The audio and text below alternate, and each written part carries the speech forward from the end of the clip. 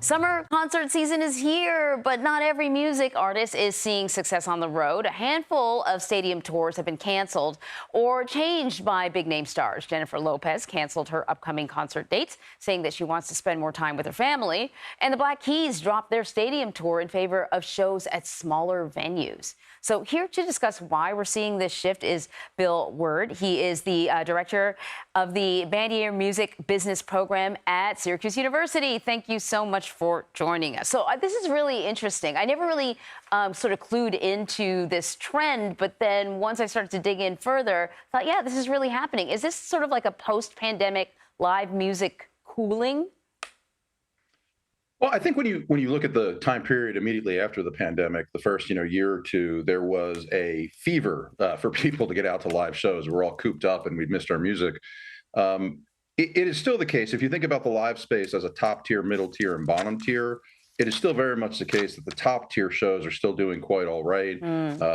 First quarter, Live Nation, the biggest touring company in the world, record revenues, things like that, and that's really driven by what's happening at the top of the market. I think what we're seeing is a little bit of a softening in the middle and the bottom of the market. So if you're not that white hot artist right now, or you're not that truly iconic artist with the big catalog and a great story and everyone loves you, then yeah, I think we're seeing a little bit of softening.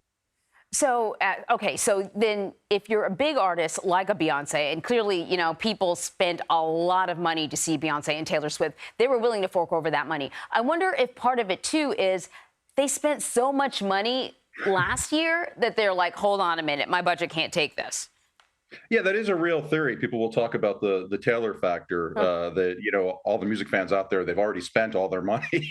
But I think it does have to do with prices have continued to rise really since the pandemic. Some of that is just the overall inflation that we're all experiencing, and that's hitting fans on two levels. One, they have less money because milk, bread, and gasoline cost more, and two, concert tickets keep going up, up, up, up, up. And I think at a certain point, fans are being they're showing a little more discretion in what they're willing to shell out these $150, $200 tickets for. So I don't know if this is good or bad for music fans, though, because, this means that maybe there's a bit of a shift. Maybe you can see your favorite band in a smaller venue, more intimate. That's great. But if there are fewer dates, then does that mean fewer tickets and then, more competition to see your favorite band?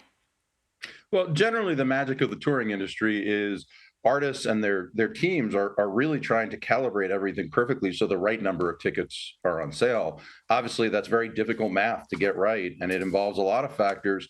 Sometimes it involves ego, right? If you're an artist and 10 years ago, 5 years ago, you were touring arenas and you feel like I'm an arena artist, and and the markets are not bearing that out, someone's got to have a tough conversation with you. And I think sometimes when we see a J Lo or a Black Keys suddenly having to cancel tours, what that says to me is no one had the tough conversation.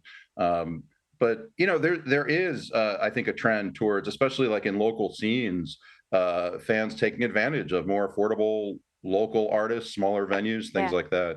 Sounds good. All right. Either way, it's bound to be a good summer. Bill Werde, thank you so much. Absolutely. Thank you so much.